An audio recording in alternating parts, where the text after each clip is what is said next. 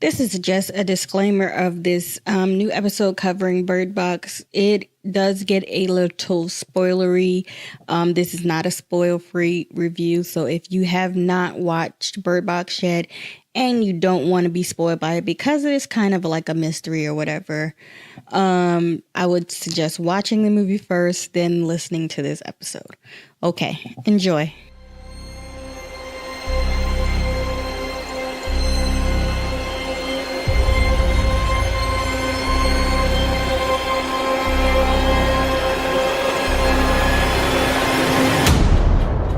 I am Kel, and welcome back to the first episode of 2019 of Kel Tells. For today's episode, I will be reviewing Netflix Bird Box. Here is the trailer.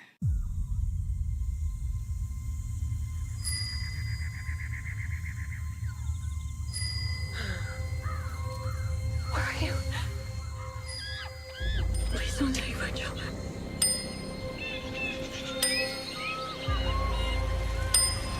Please don't take my children! How have you been feeling? Have you been sleeping any better? Oh, rough. Then again, I never slept well before this condition. Condition? It's called pregnancy. It's okay to say it out loud.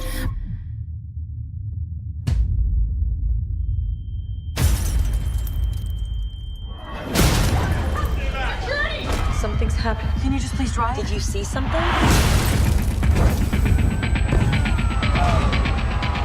Come inside!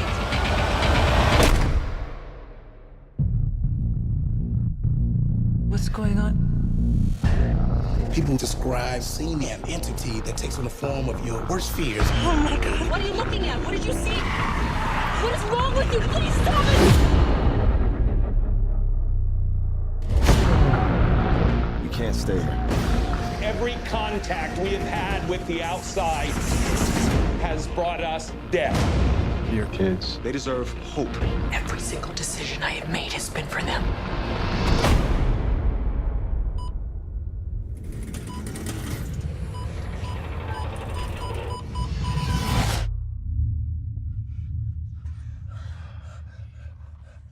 They're gone.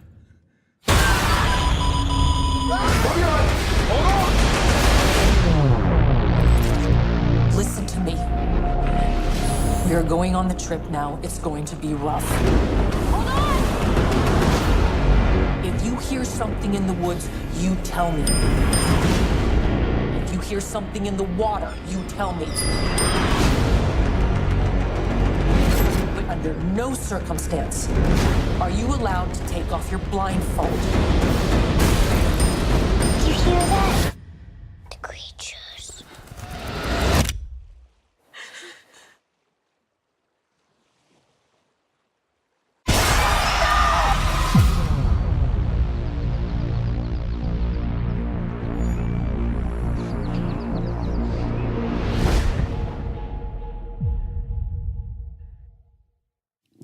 Okay, first off, I want to say Happy New Year to everyone out there listening. I hope everybody has a very prosperous and happy and successful and healthy 2019. All right, so let's get into the specifics about the Netflix Bird Box. Of course, like I said, it's a Netflix original, so you could find it on Netflix. It was released on December 14th, but I just recently got a chance to see it. The runtime is about 2 hours and 4 minutes. The budget for this was $19.8 million, and I would have to believe that budget went towards salaries because there is some heavy hitters on the show. I'm going to read them all later. But it was directed by Suzanne Bier, which I have not seen anything that she's done. But it shows what, or her Wikipedia or whatever says she's the first female director to win a Golden Globe, Academy Award, and Emmy Award, and a European Film Award. So I'm not exactly sure. I looked at her list of filmography and I don't recognize anything. But apparently she's pretty good. By the judge of this movie, though, I don't know if it was directors or writing, because I'll get into that when I get into my how I felt. It was written by Eric. Well, the screenplay was written by Eric Heiser, but is based on a book by Josh Mallerman. So it's based on his book. And they made this into a movie. Now, the Rotten Tomatoes scores. Now, critics give it a 65%. And the audience gives it a 70%. So, before I get into my opinions, let me go through this cast. First of all, it's not the lady from Bird Box. It is Miss Sandra Bullock. Put some respect on that name. We have Trevante Rhodes. You may have seen him in Moonlight. Jackie Weaver, Rosa Salazar. You're going to see her soon in the upcoming movie Alita Battle Angel. She plays Alita. Danielle McDonald, Machine Gun Kelly, Lil Rel Howery, Tom Hollander, B.D. Wong, Pruitt Taylor Vince, Sarah Paulson, John Malkovich, and Parminder Nagra. Those are just some of the names. All of those people are pretty established actors. Except for Machine Gun Kelly's like a rapper or whatever. And I think Danielle McDonald, she's kind of new. But the rest of them, they're doing some big things. So in order to get all these heavy hitters, John Malkovich, Sandra Bullock, you got Trevante Rhodes, he was an Oscar winner, B.D. Wong. I mean, to get all these names in there, you have to, Sarah Paulson, you have to pay some money on that, on those salaries. And, the movie, as good as it was, I think because most of the money was paid into salary, they weren't able to, I'll get into it. So if you have not seen this movie yet, the film follows a woman who, along with a pair of children dubbed Boy and Girl, must make it through a forest and river blindfolded to avoid supernatural entities, which causes the people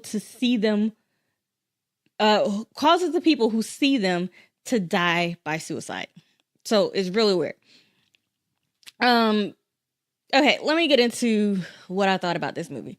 First of all, I'm seeing people's reactions. Like, before I even watched it, I saw it all over Facebook. That's the reason why I watched it. Because I don't think I probably seen the trailer once and it just kind of didn't really register.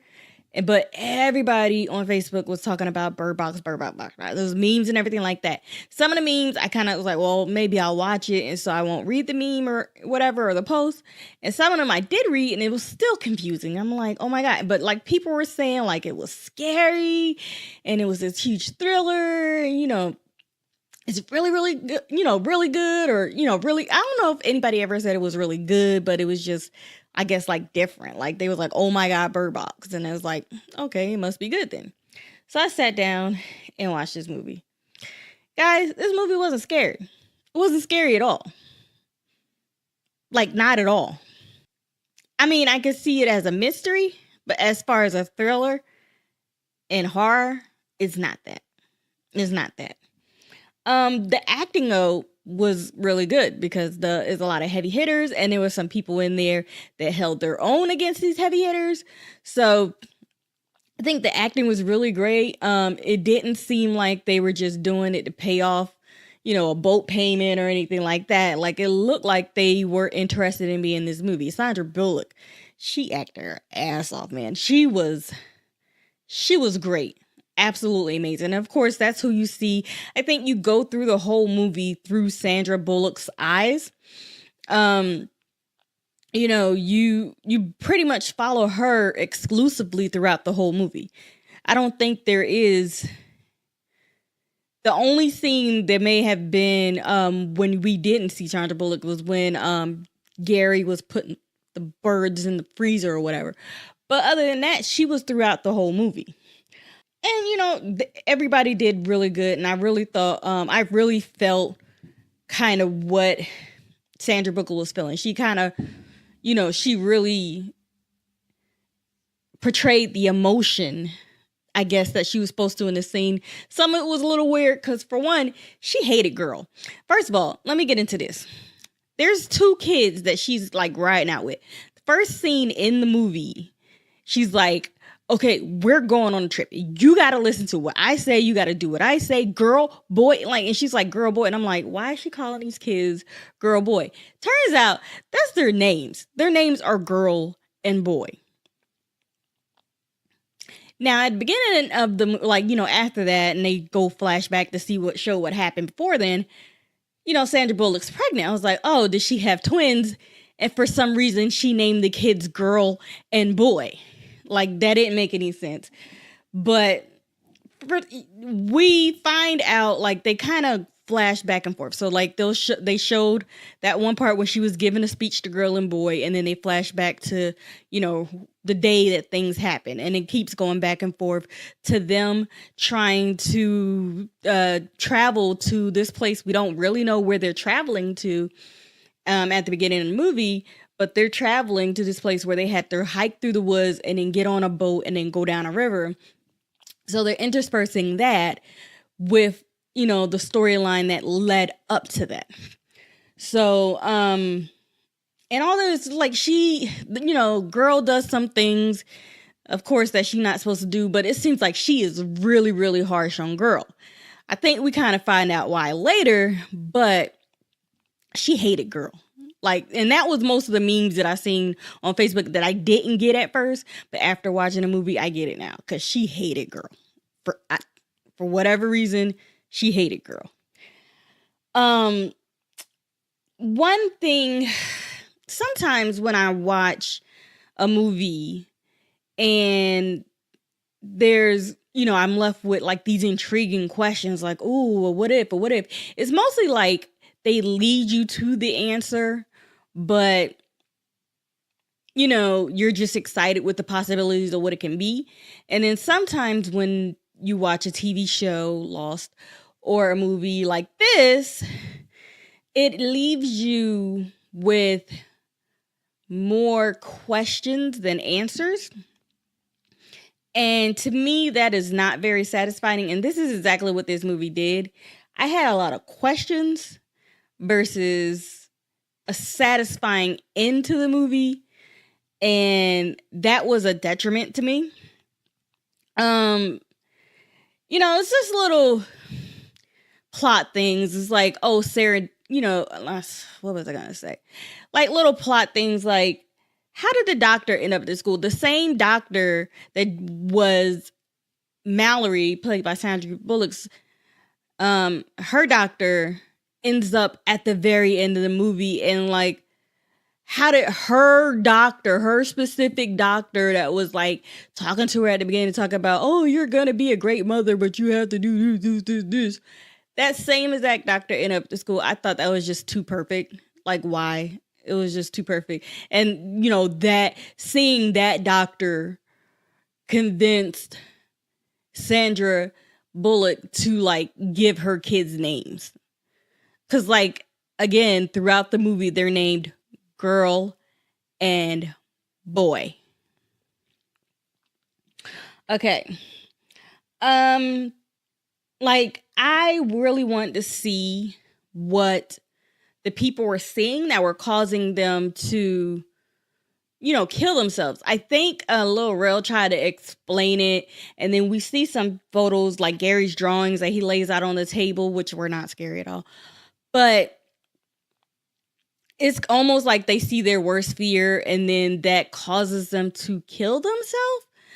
And because that's different. Because like there are some people that do see it and they don't die. Their eyes just turn that weird green dotted whatever. And they can walk around and not have the urge to kill themselves.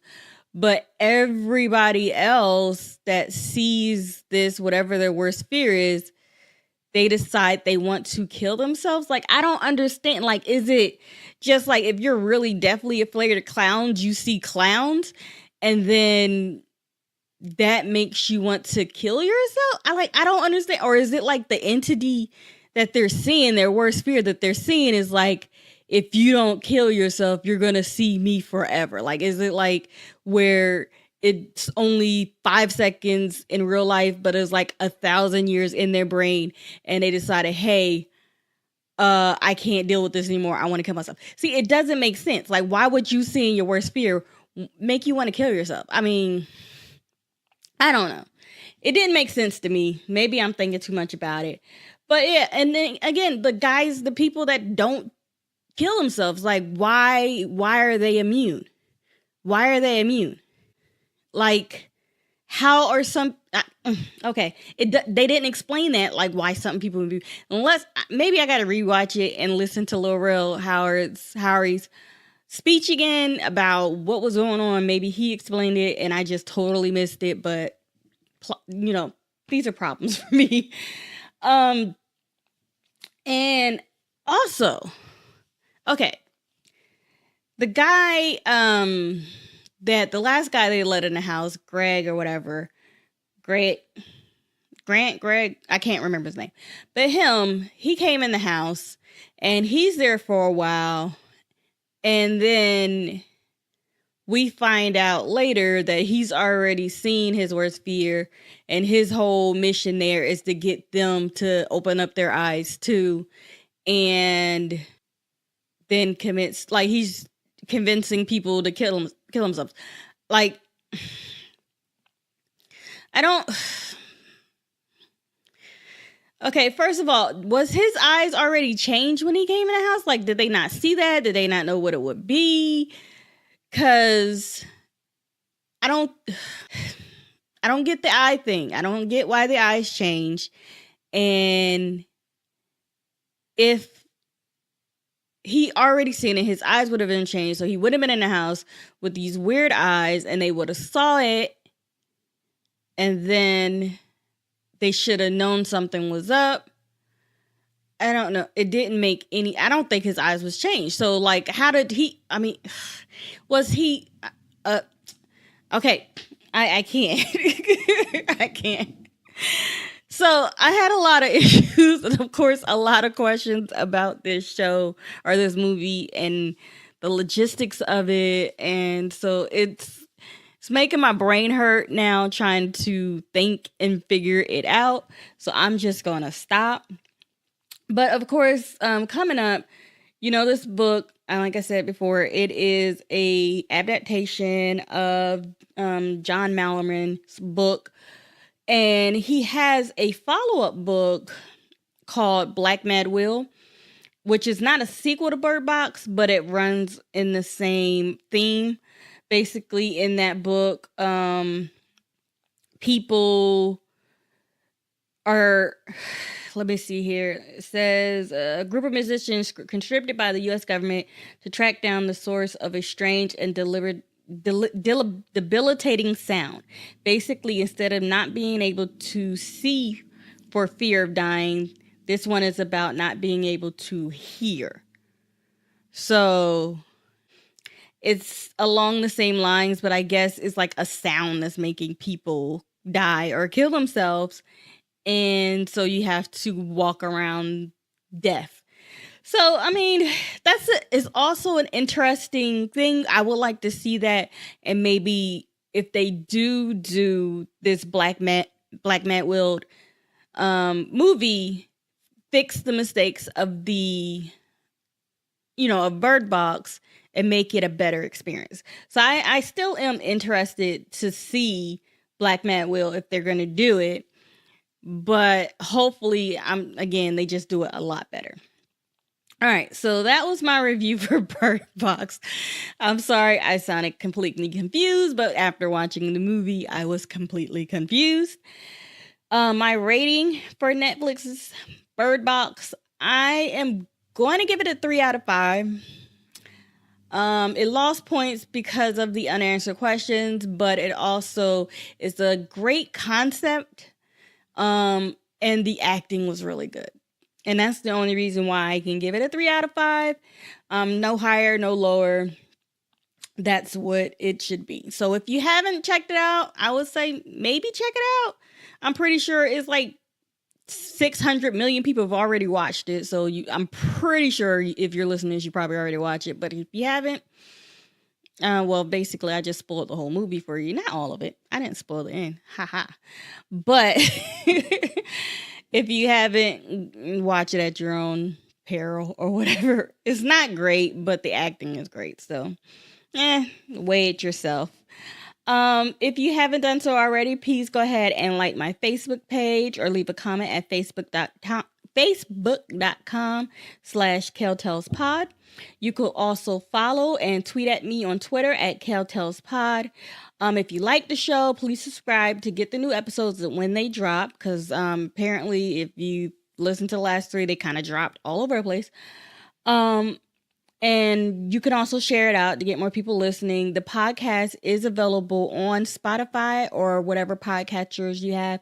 I'm getting it fixed for iTunes, so that way that you can get it on iTunes as well. But as of right now, like Spotify and all the other podcatchers. I do want to thank you very much for listening to this episode of Kel's Tales, and I will see you guys next time. Happy New Year!